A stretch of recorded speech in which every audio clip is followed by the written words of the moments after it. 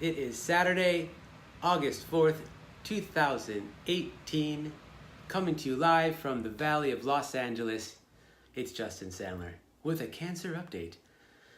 You know, it's been a long time actually since I've done one of these videos in this little series. I used to do them pretty often, sometimes even more than once in a day, from the beginning back in April of 2017 all the way up until a couple months ago. And quite honestly, I've sort of fallen out of touch with the updates that I've been doing for a couple of reasons. I've been A, really busy, B, trying to figure out what life is like on this side of cancer, and C, I don't know, I guess when you fall out of sort of that rhythm of doing these videos on a regular basis, it's kind of hard to get back into it. Like I even got a little nervous today to jump on, so I'm like, holy cow, I haven't talked in a stream of consciousness like this in a long time, and the last time I did, I was still kind of going through a lot of my stuff. So I wanted to come on today to talk about a couple things and then get on with our days, all right? So, ready? Here we go. So today is, as I said, August 4th, 2018. It is a very special anniversary, the 1 year anniversary of this. So that was on August 4th, 2017, that I went under the knife. It wasn't supposed to be August 4th, if you all remember from what happened back then. I was having some pretty tragically low platelet counts in my blood. I was hospitalized for transfusions, and my surgery was pushed what ended up being a week, and I kept doing blood counts during that week to see if it would rise above that level of 100, which is like the magic number to be okay to get full surgery. And we hit that magic number, went just over 100. I think it was 103 on the count. It was 3 the week before. So when I hit that count, they said surgery's on for tomorrow. That would have been a Thursday last year. The surgery was on a Friday last year. Today, obviously, it falls on a Saturday. So I am happy to say that 1 year from that surgery, and the scar is looking pretty good. It's there. It's part of me. And it's mostly healed. I mean, it's really weird when I touch it. I can actually feel the titanium coils that are holding it together, and it's oddly bizarre to like sort of feel a whole different anatomy than I used to have. But hey, it's there. Now after that surgery, and they thought they had gotten all the cancer out, we thought we were done with the journey. Of course, in December, if you remember, my heart was collapsing and I was hours away from dying and had to be rushed into the hospital for an emergency drainage procedure, followed by a full-on heart surgery where they entered me on the side and cut a full pericardial window in the bottom of my heart. And that was the end finally of all of these surgical procedures and the hospitalizations. The recovery after that was kind of challenging for the first 3 months or so. It was really hard. The heart inflammation, breathing is still difficult.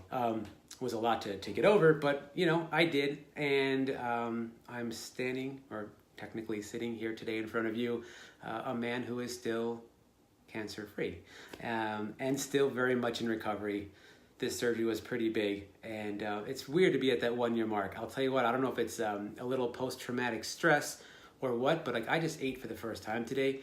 Because I've been nauseous literally from the second I woke up. The thought of food was making me feel like ugh, and it could be triggers. It could be from those 1 year anniversaries that's happening, though I have been still having some of that residual effects going forward. I've been feeling nauseous every day or two. Not terrible, not as bad as it used to be, but it still comes. Other things to update you on as far as my recovery goes. The neuropathy has gone down. It's almost out of my feet. The fingertips are a little, numb, but not terrible. All the wounds and everything like that have healed well. All the anatomy on the inside appears to be doing good. I get the dizziness and the massive head rushes really bad, though. That's still like the worst. Every time I get up, if it's from a chair or the bed, it's pretty it's not terrible, but it's bad enough that I have to just kind of take a beat before I walk. If I squat or kneel down and then stand up, it's a debilitating head rush where I literally have to stop and grab hold of something, or I probably will just fall over because like everything just goes completely dark. And then like as it's dark, it's like wah, wah, wah, wah, wah, wah, wah, and then all of a sudden this massive heat rushes into my head, and then it's like, and then it's back. It sounded kind of like the Skype thing, but that's really what happens, and it's frustrating because it's preventing me from doing all the normal activities I want to do. I got to realize I got to still take it easy, but those head rushes are there. I finally got an explanation, and this is a great segue into part 2 of what I want to talk about was my recent scans. One of the doctors that I followed up with was my cardiologist, and he explained to me that the reason I am getting these head rushes as bad as I am is because basically your heart is inside of its pericardium, which is this protective sealed sac. And when they had to take my tumor out, aside from chopping off the top of this lung, they had to also remove a 15-inch kind of square-inch piece from my pericardium to get all the tumor off. And when they fixed it after that, they patched it with a piece of Gore-Tex, which is like rubber raincoat type material, which does a pretty good job of closing it up, but it's not a perfect seal.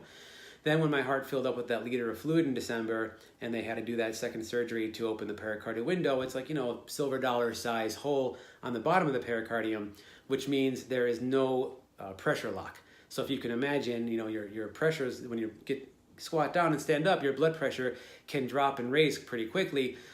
When you don't have the pressurization to kind of keep it in sort of this range, it can go and it drops and raises very, very fast and in much greater amounts. And therefore, when I get up, that happens. Now, he's told me I should be able to find a way to find some normalization eventually, or my body may get used to it. If that's the case, great. Otherwise, it's just something I have to really be aware of, so that I don't end up, falling on my face somewhere, hurting myself and plugging through. My breathing has been a little bit challenging at times. I do get out of breath still fairly quickly, and sometimes I'm trying to reach for more air, and I can't quite fill all the way up. Granted, I'm missing this much lung, so I should be a little more forgiving on myself, but I still want to get back to where I was, and have the stamina I used to have. But I don't yet, so it'll take some time. Now, on top of that story of the cardiologist, there's a few more pieces I want to quickly tell you about, and that is all these scans that I did. It was a little over a month ago, and I've been wanting to update everybody about it, but like I said, it's been so hectic lately that I just haven't had a chance to really jump on. But over the course of 1 week, I literally drove all over Los Angeles every single day. I saw 5 different doctors, from Westwood to Santa Monica to Burbank. I had to do a CT scan and PET scan up in Santa Clarita. If you're not from LA, you don't know this, just ignore. But I had to do, CT scan, PET scan. I had to do full blood panels. I had to do a full echocardiogram. I had to see oncologist. I had to see cardiologist. I had to see my cardiothoracic surgeon. I mean, it was a busy week, let's just say. It was like a full-time job. Had all the stuff done, and basically the results are as follows. The echocardiogram showed no effusion, which means no blood, no fluid, rather, built up around my heart. So that was good. Everything seemed like it was okay. The CT scan and the PET scan showed no signs of cancer, which is the most important part. Nothing was lighting up. Everything anatomically was looking correct. Everything was moving around well within my body. So they basically said, yep, from what we see on these scans, it looks like you are just in the healing phase now and cancer-free. We had to further check that with all the blood labs that I did, and my oncologist reviewed all those labs with me, and all my numbers on the tumor marker counts were right in the pocket and were all really good. So that really showed that I was officially cancer-free based on these scans, which I really consider, even though I was kind of called cancer-free earlier in the year, these were really the big numbers that we wanted to see, the first full set of scans post, the recovery, basic recovery period and everything like that, when things are still kind of hit or miss and you don't really know what's going to happen. So all the doctors were very pleased and were like, okay, great, let's push it out. My cardiologist says, let's do it again in 6 months. My oncologist and cardiothoracic surgeon, we're on this sort of every 3-month plan. But because I've been getting so many of these tests over the last year and a half, that it's a lot of radiation in these scans and CT and PET scan. So they said, let's push it a little bit and let's first try doing just the blood labs, maybe in about 3 to 4 months. And if the blood labs show zero raise in tumor markers, then we'll push the scan and know another month or so. If there's anything that shows up, then we'll jump into the scan sooner. But they're trying to push these heavy sort of scans a little further out so that I'm not going to be glowing anytime soon from radioactivity. Excuse me, a little sip of water here. So those are all good things, right? Everything seems like, and all the doctors seem like we're pretty good. So people ask me, are you in full remission, Justin? Well, technically, the kind of cancer I had doesn't have a remission. Remission is kind of like when your tumors and stuff shrink to nothing from the chemos, and then it's just they're not showing signs of cancer, but they could come back or not. But it's not a full extraction because they sort of shrink in their places. Whereas mine, the chemo didn't necessarily shrink it as much, but more like killed the cells off, and then we actually had extraction. So really, I'm cancer-free, guys, and plan to keep it that way. That's for sure. So cancer-free, scans are good. 1 year anniversary of this massive surgery, and what now? Well, I told you a few of the symptoms I'm still going through. I do get little bits of post-traumatic stuff. It was happening a lot this summer. I didn't really tell you guys about it, but certain smells were really triggering me, especially like our back bathroom is what was kind of quarantined as Justin's bathroom during chemo because no one else could use the bathroom I was in. And the bathroom, by no other weird reason, just has a certain odor, not a bad odor, just the normal smell of that bathroom. And the way the sun hits it, just the way the materials are in there. I don't know. It's just, you get to recognize it when you've spent much time in there going through vomiting and nausea and all the different things. And so I would find myself getting a whiff of just that. Again, not a good smell or a bad smell, but that whiff would knock me back right into the place that I was. And I had a few times where I literally looked up in the mirror and I thought I was seeing myself completely bald again and back in it. And that was a little scary, a little discombobulating, but I came out of it quickly. Still, there's certain smells. I think smell is really the most of the senses that triggers me. Certain hand soaps and sanitizers, especially when I go back to UCLA, they use a certain brand of soaps and sanitizers in all their facilities and hospitals. One whiff of that, and it's like, oh God, I want that out of my nose really fast. I spent a lot of time in the hospital and in those places, so those smells are kind of those things that you'll never forget about.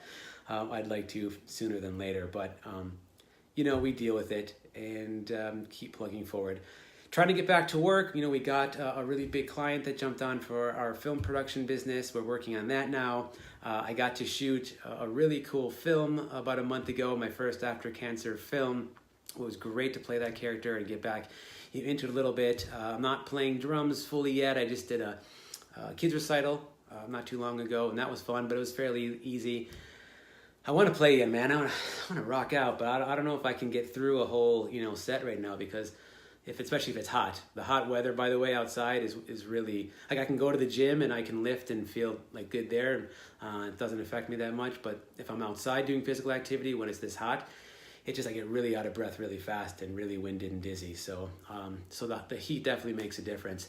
But I'm gonna get back there soon. I am going to the gym. I'm hitting it. I'm working out. I'm getting strong again. Justin 2.0. My merchant services gig is going well. You guys probably don't even know that I do that, but I'm a 10-year veteran now of doing merchant services and credit card processing, and I just signed some really awesome new clients in the last couple of weeks also, and we tie it all into charity now too, so I'm going to be donating to some great charities on behalf of all my new clients, and if you ever want to know about that, hey, just hit me up because I can really help out any business out there through this other gig that I've been doing for such a long time. And gosh, what else, man? Just physically trying to get back as much as I can. I miss playing flag football. I don't think I'm going to play in this next league coming up, but definitely sooner than later, I'll get back out there, and I'm just going to keep training and building this body, getting to Justin 2.0, like I said, getting strong again, and just want to dive really fully back into my career, my artistic performance career, and that really is where a lot of my passion lies. And so one way I'm actually doing that right now is I've been really busy writing. I've been working on, I don't know if I even never said this too, so I guess first time hearing it, I'm working on my one-man solo show. That's correct. I am doing a one-man theater solo show about my journey, embrace cancer, love cancer, free cancer. I've been working on that, and it's coming along pretty nicely. I will probably debut it in the beginning of the year. I'm also working on my book. So I'm taking everything I've gone through and putting a spin on it and giving these different ways for people to get the message, inspire, and help whoever's out there that needs it through the book, through the one-man theater show, and through any speaking engagements that I'm going to start doing more of, hopefully, just so I can be a source of inspiration and help and hope for those that need it. I definitely saw a much bigger mission in my journey that really just isn't about me, but more about going through this to raise the human condition of myself and all those around me, to be able to share love and spread hope and inspire people going through struggles, not just cancers, through what I've been through. And sometimes I have really hard days myself, and in the last month or so of this trying to get used to being back or getting back to work, and then finding that I hit the wall and I can't quite work as many hours as I want to, and seeing my own limits and having some of my own old patterns and frustrations surface again.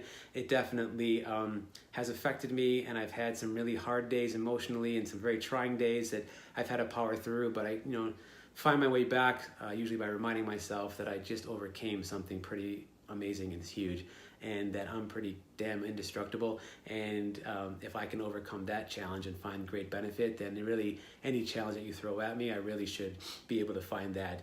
Living in this place of true internal happiness, not swayed in one way or the other by anything externally happening, but finding my own peace, my own happiness, and then sharing that out there with others. I've been helping give some coaching to others going through cancer. Some people have reached out to me, and I'm really busy and barely have time to do so many things on my own right now. But if anyone is going through it or knows someone going through it, I will always make some time to share some wisdom, nutrition, treatments, talk about whatever they're going through, help them through any hard times. I will make myself as available as I possibly can until I no longer can, and then we'll just have to do it through some other means. But I'm definitely been working with some people recently and helping them go through their journeys, and I'm proud to be able to do that, to help them out. So if you're going through any struggles, big or small, just remember, happiness is a choice.